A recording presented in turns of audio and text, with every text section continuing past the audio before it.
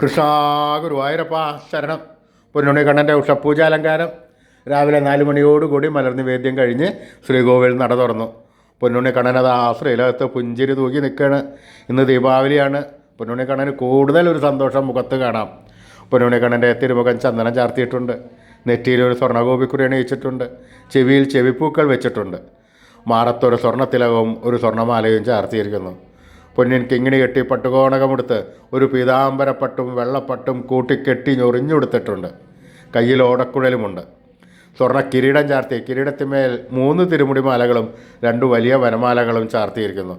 ഇങ്ങനത്തെ സുന്ദരമായ മുഖമാണ് നട തുറന്ന സമയത്ത് എല്ലാവരും കാണുന്നത്. എല്ലാവരും ആ കണ്ണൻ്റെ ആ പുഞ്ചിരിയിൽ മനം മയങ്ങുന്നു.